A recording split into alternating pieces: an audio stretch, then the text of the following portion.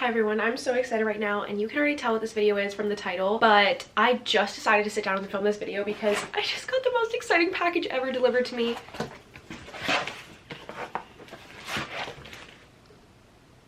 It's the Harry's House vinyl, but it's the picture disc that was only available in the UK, and I got it. So as soon as I opened that, I was like, that reminds me, I wanted to film a Harry's House as book recommendations video.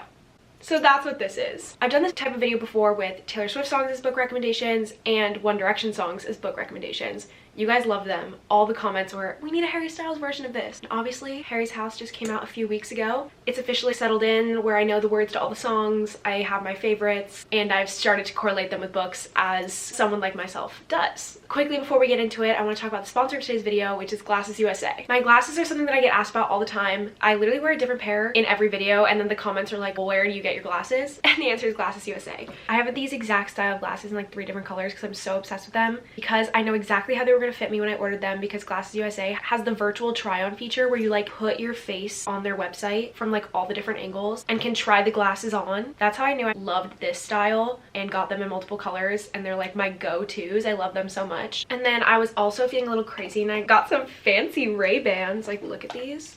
I love my clear glasses that are also Ray-Bans, and then these were just like a silver version of those, and I'm kind of obsessed. And Glasses USA is so convenient because instead of having to go to the eye doctor and get your prescription, get glasses through that, it cuts out the middleman. And GlassesUSA.com offers high quality prescription glasses and sunglasses for up to 70% off retail prices, so you can shop for all of your eyewear needs without even leaving your home. How convenient and nice, especially in this day and age. Who wants to leave their home? Not me. I was just on vacation, so I got sunglasses. These are also Ray-Bans. GlassesUSA.com has over 9,000 different styles of glasses, and they have like in-house brands that are more affordable, like these ones that I showed you earlier that I love, and then they also have like the designer like Ray-Ban ones and other brands like that, and they have like every style, every color you can imagine, and then almost all the pairs can be ordered with your prescription, with the blue light filter and everything like that. If you want an easy link to like all of my personal favorite glasses, there's a link in the description that you can click that literally shows pictures of me on the Glasses USA website wearing and like showing you my favorites. And if you use my link, you can get your first pair of glasses for 65% off. I did it.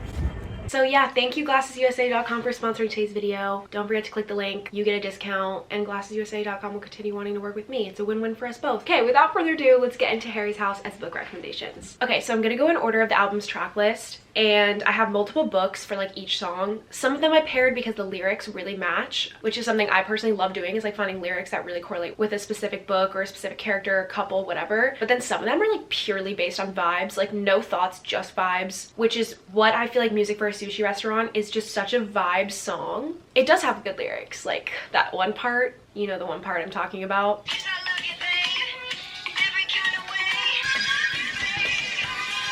The only way I've been able to describe half of this album is just vibe. It is a vibe. But the 2 books that I do really feel like fit this song for some reason. I literally don't know why.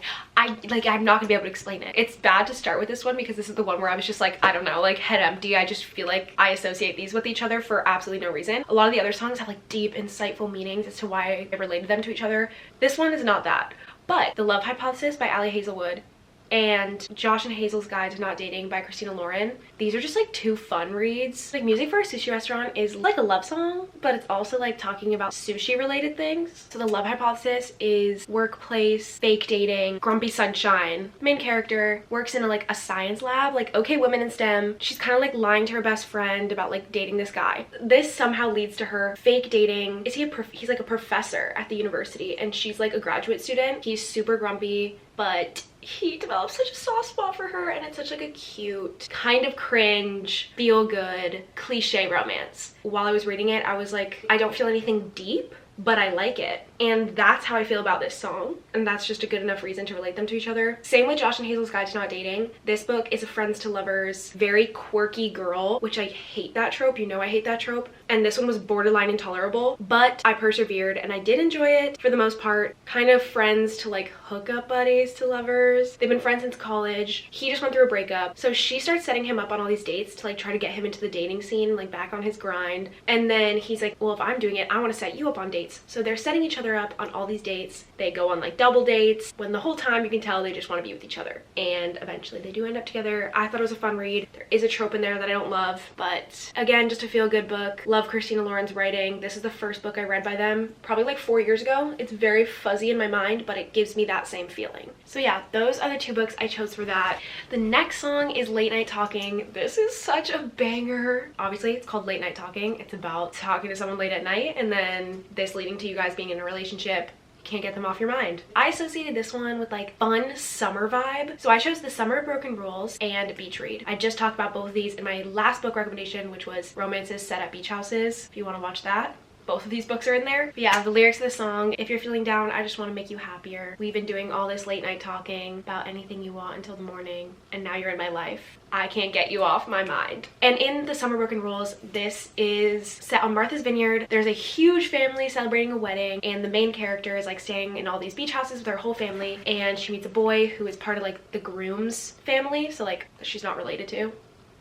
I mean, God, I'd hope not. They start talking, hanging out. All of her like other cousins that she's super close with, they're like, you only hang out with him, you don't hang out with us. They start spending all their nights together. There's like this whole game going on that her and all her cousins are playing, and she starts an alliance with him, and it just gives me the vibe of Late Night Talking being like this little secret arrangement, not really secret, but like this little alliance they have going on. And then eventually they just like start spending the night together, and it's like a super cute summer romance. I really think about it when I hear this song. Similarly to Beach Read, which I feel like Beach Read is a combination of Late Night Talking and also Grape Juice, which is the next song on the album. So I'm going to talk about Beach Read with both of these. So Beach Read is about January, who moves to a lake house that used to be her dad's because he passed away, and she's a writer. She realizes that her like old college rival lives next door, and he's also a writer. They haven't talked in years. They had like one brief moment of like not being rivals when they were in college, where there was like a spark, but then nothing ended up happening, and now they're back reunited, and they decide basically teach each other how to write each other's genre by taking them on like all these little like excursions. So she's a romance author, so she takes him on all these romantic dates, and then he takes her on all these like interviews. Once a week are like forced to see each other. They start talking a lot. The tension between them is so good. The quotes in this book are so good, leading into why it reminds me of Grape Juice. There's a specific quote in Grape Juice: there's never been someone who's so perfect for me. And then there's a direct quote in Beach Read being like, there's never been someone so perfectly my favorite person, or you are so perfectly my favorite person, something like that. And I just thought that was like a literal direct lyric quote that I feel like really remind me of each other. But yeah, Beach Read, read it. Emily Henry's a genius. I'm gonna be talking about her a lot in this video. Okay, then on a deeper note, we have As It Was, which sounds like the most upbeat, feel good, windows down, scream singing song. And then you listen to it and you're like,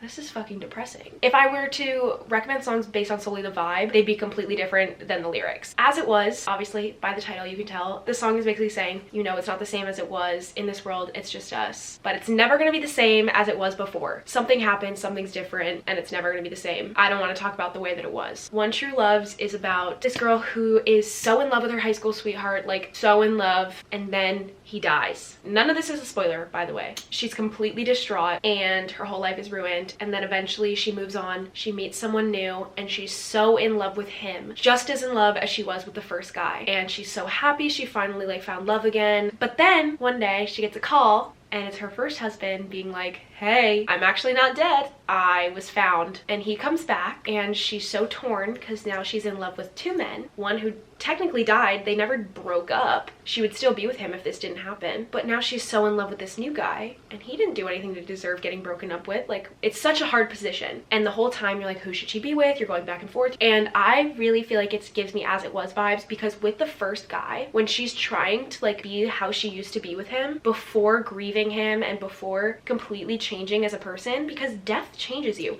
If your husband and the love of your life dies, you're gonna become a new person after that. And that's what happened to her. She became a new person that now fits so perfectly with this new man that she loves that it's just never gonna be the same as it was. But what is the right decision to make in this situation? I just think it's very much As It Was vibes. Also, the next book, The Way I Used to Be. Huge trigger warning for sexual assault. Do not read this book if that is something sensitive that you don't want to read, because that's the entire premise of this book. It is not a romance, which I normally recommend, but this book is about the main character who is sexually assaulted at a young age, and it completely changes the entire course of her life and all of her relationships, familial relationships, friendships, romantic, sexual, all of her relationships for the rest of her life are completely altered by this horrible thing that happened to her. The whole book is about I will never be who I was before. This person completely stole that from me and changed who I was forever. And then I think a lot of the premise of As It Was reminds me of the way I used to be, because As It Was is kind of reminds me of like a family relationship. Like, I just want you to reach out to me. I want you to ask me what's wrong. I felt like that's a lot of how the way I used to be, is no one asked her what was wrong. Then the verse, it's like ringing the bell, nobody's coming to help. Your dad lives by himself. He just wants to know that you're well. I just feel like this reminds me of the main character in this book being so alone in the entire world, and the people in your life don't know this happened to you. They are acting as normal as they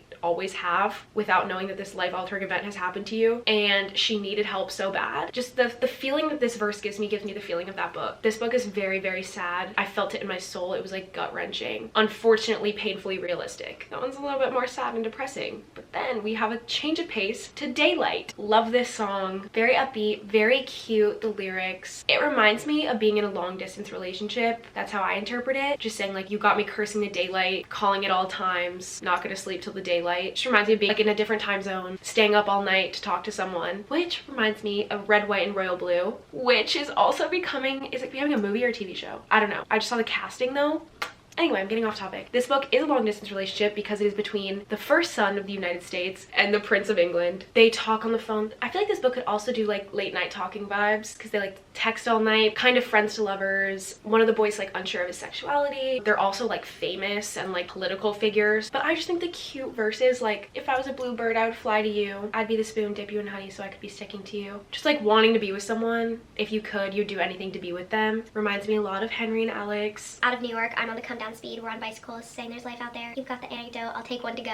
Go. Get the picture, cut out the middle. You ain't got time for me right now. That verse also reminds me of the book that I just read, which was so good, Book Lovers by Emily Henry. This book is more kind of enemies to lovers, but they don't like hate each other, they just don't get along. One's an editor and one's an agent for the same author, I believe. It ends up being a small town forced proximity trope. They're both stuck in this small town, but they both love New York City and they live in New York City and they love it so much. And that's something they kind of have in common, and they have all these cute moments, and I just think it's kind of like opposite attracts vibes, but they're also not opposites once they get to know each other. And I really enjoyed this book and I really recommend it, and this is a song that I think I would recommend with that book. Okay, the next two songs are the ones that rip my heart out and make me want to scream, cry, and throw up. Little Freak and Matilda. They're in my top 3. Matilda's my number 1, Little Freak's my number 3. I have a few for Matilda, so just wait a sec for that. But for Little Freak and Matilda together, I am saying Normal People. Talk about normal people so much, but it's just my favorite. I'm sorry, I'm never gonna stop, okay? Little Freak sounds kind of like a cute love song, but then you like really listen to it and you're like, oh, maybe he's not looking back on the relationship with as much fondness as it sounds like he is. Like the lyric is, I was just thinking about who you are. I'm not worried about where you are or who you go home to. I'm just thinking about you. So it's not like, oh my god, I'm so jealous of who you're with. I want to be with you. I want to be them. It's like, I don't care what you're doing, but I can't get you out of my head. And I feel like that kind of reminds me of Normal People in the way that this book follows 2 characters. It's more of a coming of age, character driven story over the span of like years, okay? And it just never works out. And it is like painfully realistic. Feels like you're watching a real life situation play out throughout this whole book. It follows them through high school, through college, and like even after college. One of those books that leaves you feeling hollow and empty inside. Just the complete missing each other trope,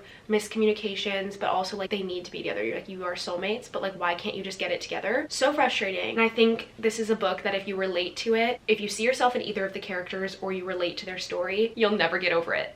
I am living proof. Even the verse that's like, I disrespected you, jumped in feet first and I landed too hard, a broken ankle, karma rules, you never saw my birthmark. I interpret this as being like someone in a relationship noticing like all the little things about someone and being like, I just keep thinking about you, I notice all these intimate things about you, I remember this about you, I did this, this, and this. I cared so much about you, and you didn't even see like the most obvious things about me. You didn't see my birthmark. And I feel like it just really encapsulates Connell and Marianne's relationship of just the miscommunication and how they both loved each other but like didn't know how to show each other. And they're also always thinking about each other throughout all these years, throughout all their other relationships they're in. They'll always just think back to each other. And then moving on to Matilda, this is my favorite song potentially ever. I love this song so much. Why am I about to cry thinking about it? Get your shit together, please.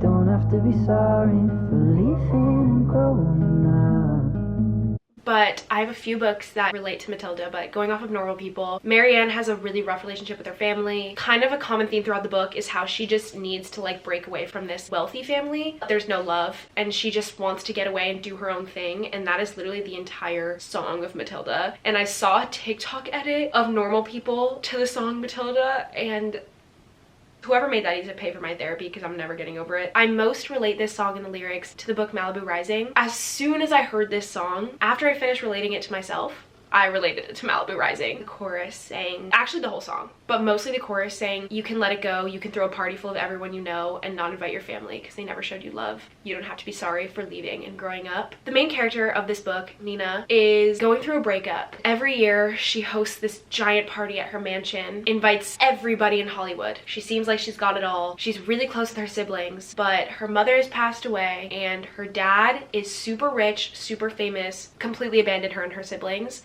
Nina was forced to raise her siblings, and she's always felt this huge burden of taking care of her family. She's never guilted anyone for it, but since she was like 14, she's been like a mom to 4 siblings. She's never done anything for herself ever. Like everything she does is for her siblings. She throws this huge party like she does every year. There's so much drama going on. You get all the different siblings, what's going on with them. Then her dad shows up, who she hasn't seen since she was a little kid. You get to see her finally kind of confront him, finally get a little bit of closure. It really reminds me of this song. I don't want to spoil like the ending, but you can see the world following the seasons. Anywhere you go, you don't need a reason because they never showed you love. You don't have to be sorry for doing it on your own is like the perfect verse for the ending of this book. I feel like Nina finally gets to do something for herself, but I just love this song so much. I think it's so special and the best song of the album, and I will not be speaking on it further because I will go on about it all day. Okay, the next song on the album is Cinema, which is like a complete 180 vibe. When I listened to this album in order for the first time and I was listening to Matilda bawling my eyes out, and then Cinema started playing and I was like,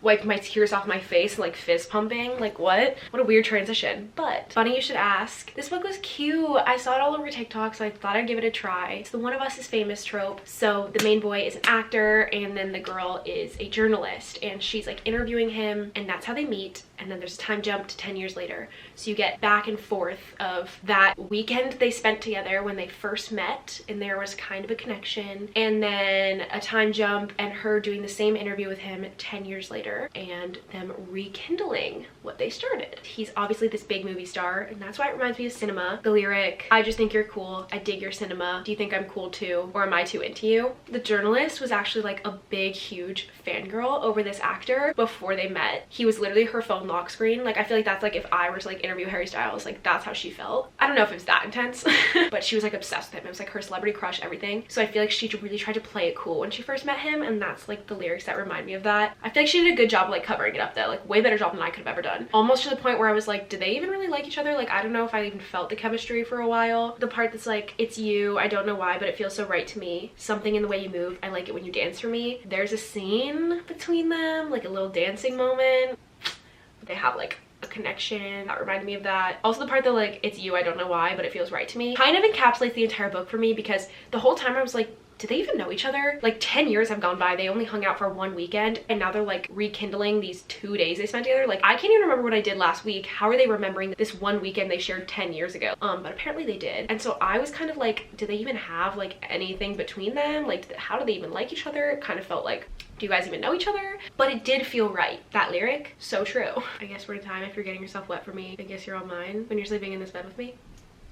What? I don't know. Okay, the next song is Daydreaming. I wanted to relate to books that were also like long distance, so I also started like correlating with Red, White, and Royal Blue, because the lyric that's like, give me all your love, give me something to dream about, gives me like, let's do something now so I can remember it later because we're not going to see each other. So then it also got me thinking that I kind of related to November 9 by Colleen Hoover. This is a book where they only see each other once a year, and then in between that time they don't talk at all. So that one day that they see each other, they really have to make it worth it. Like the lyric, you know I'll be gone for so long, so give me all of your love, give me something to dream about. Also stay until the morning, loving you's the real thing, it just feels right. And then all of it's just like living in a daydream. I feel like November 9 isn't the vibe of this song because this song is so upbeat, but the lyrics do remind me of it. November 9 is definitely not very upbeat and happy, but like I said, in this book they only see each other once a year. They agree to do that because they live in different states. The day they met they had like this instant connection, and it was on November 9th, and they're like, okay, like we don't want to lose what we have with each other because we really did have a good connection, but we don't want to do long distance, whatever, so let's just meet up every year year on the same day.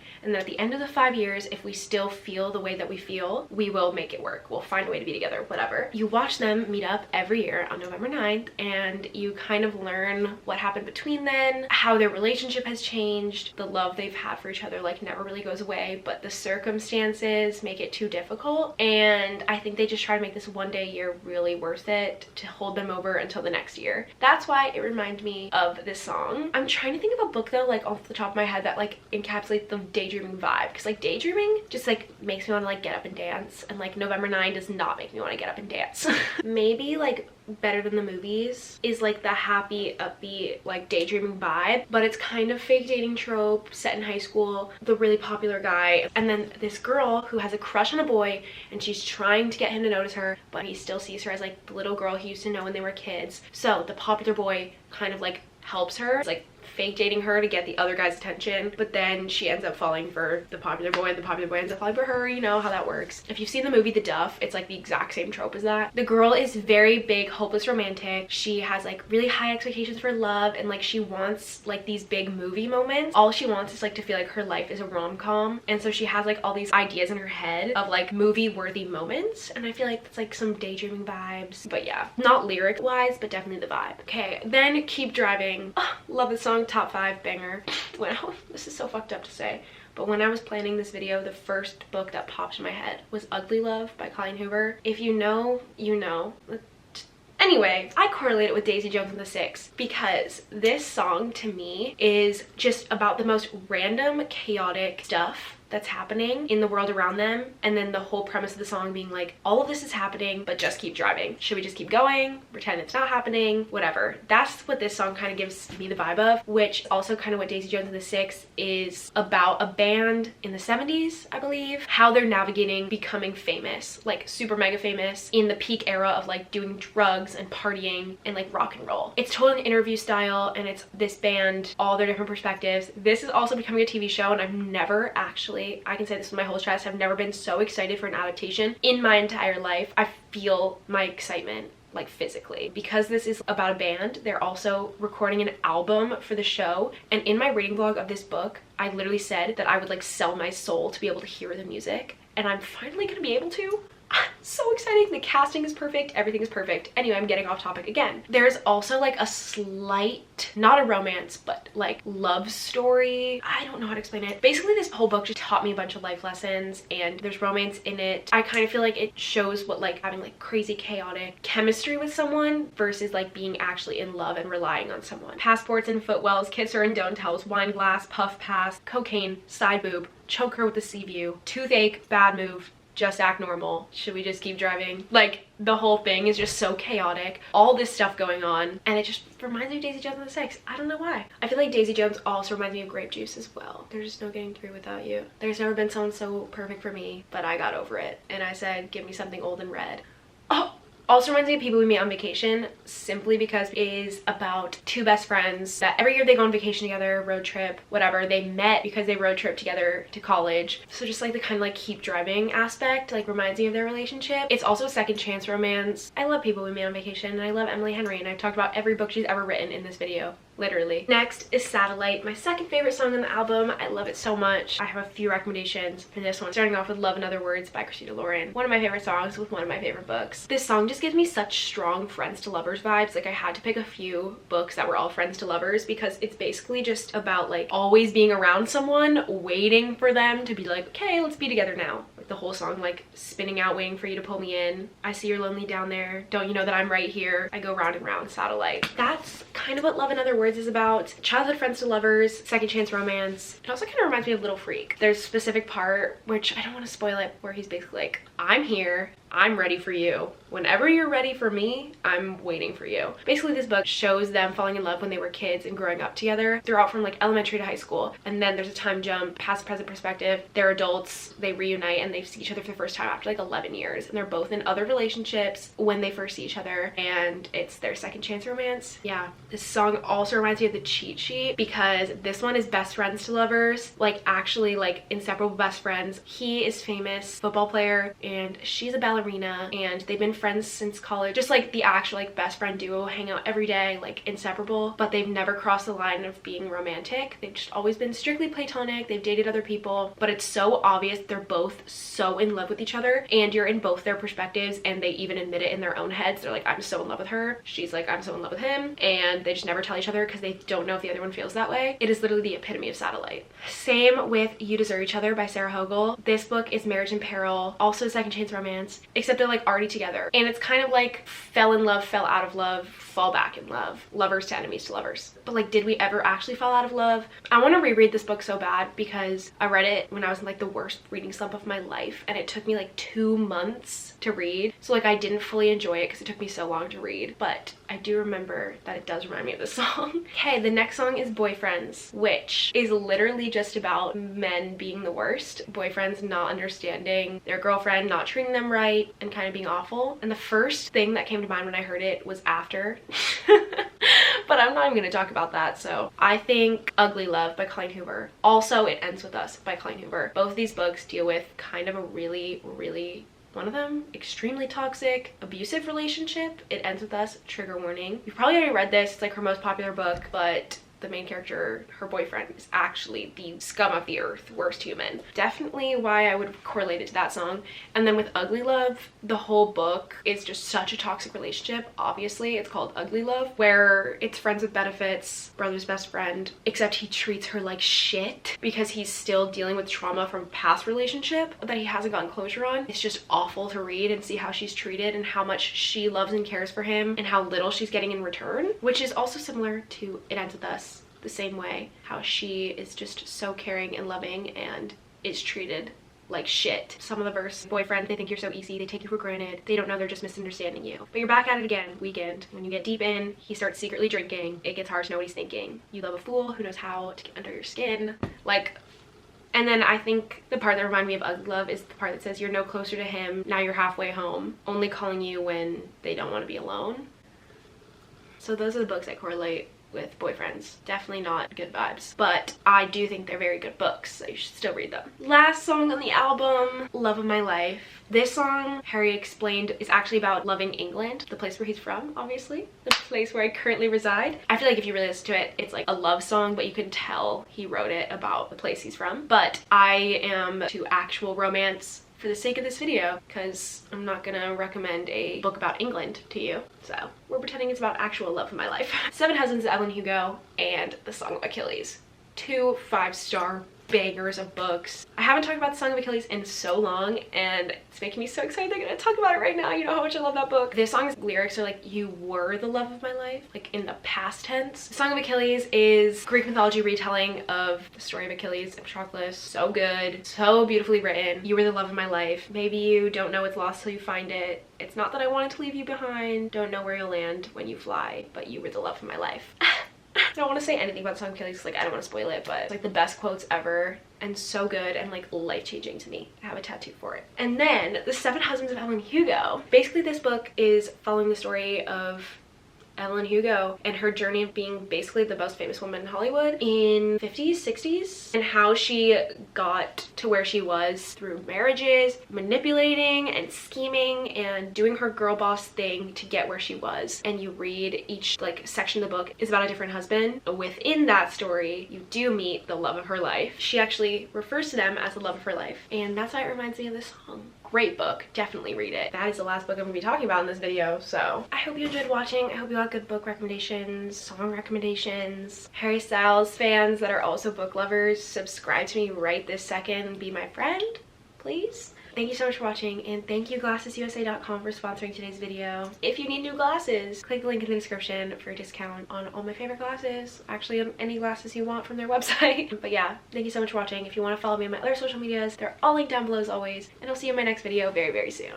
Bye!